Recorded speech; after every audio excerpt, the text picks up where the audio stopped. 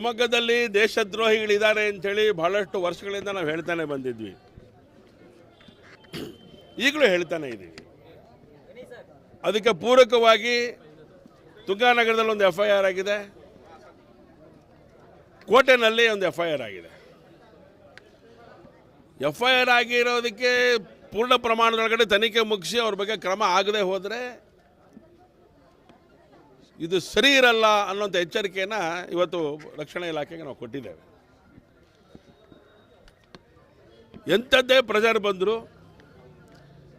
ದೇಶದ್ರೋಹಿಗಳ ನಡವಳಿಕೆ ಏನಿದೆ, ಇಲ್ಲಿ ಪಾಕಿಸ್ತಾನದ ಪರವಾಗಿ ಮಾತುಗಳನ್ನು ಆಡುವಂಥ ಮನಸ್ಸುಗಳೇನಿದೆ,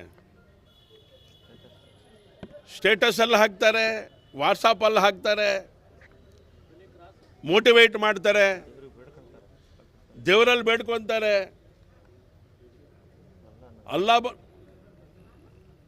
ಅಲ್ಲಾ ಬಂದು ಕಾಪಾಡು ಅಂತ ಕೇಳ್ಕೊಳ್ತಾರೆ. ಕೇಳ್ಕೊಳ್ಳಿ, ದೇವರ ಹತ್ರ ಎಲ್ಲ ಕೇಳ್ಕೋಬೇಕು. ಆದರೆ ದೇಶದ್ರೋಹಿಗಳಿಗೆ ಯಾವ ದೇವರು ಕೂಡ ಸಹಕಾರ ಕೊಡಬಾರ್ದು, ಅಲ್ಲನೂ ಸಹಕಾರ ಕೊಡಬಾರ್ದು, ರಾಮನೂ ಸಹಕಾರ ಕೊಡಬಾರ್ದು ದೇಶದ್ರೋಹಿಗಳಿಗೆ ಅಂತೇಳಿ ನಾವು ಬೇಡ್ಕೊಳ್ಳೋರಿದ್ದೇವೆ.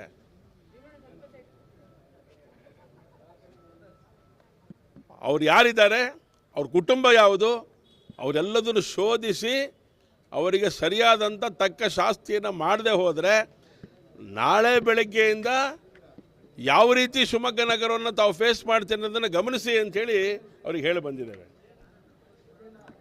ತನಿಖೆಗೆ ಅಡ್ಡ ಬರೋದಿಲ್ಲ ನಾವು, ಆದರೆ ತನಿಖೆ ಕಾರಣಕ್ಕೆ ತಡ ಆಗುವಂಥದ್ದನ್ನು ಕ್ಷಮಿಸೋದಿಲ್ಲ ನಾವು. ಒಳ್ಳೊಳ್ಳೆ ಅಧಿಕಾರಿಗಳಿದ್ದೀರಾ, ನಿಮ್ಮ ಬಗ್ಗೆ ಗೌರವನೂ ಇದೆ ನಮಗೆ. ಆದರೆ ತನಿಖೆಯಲ್ಲಿ ಹಿಂದೇಟು ಹಾಕಿದ್ರೆ, ಪ್ರೆಷರಿಗೆ ಈಲ್ಡಾದರೆ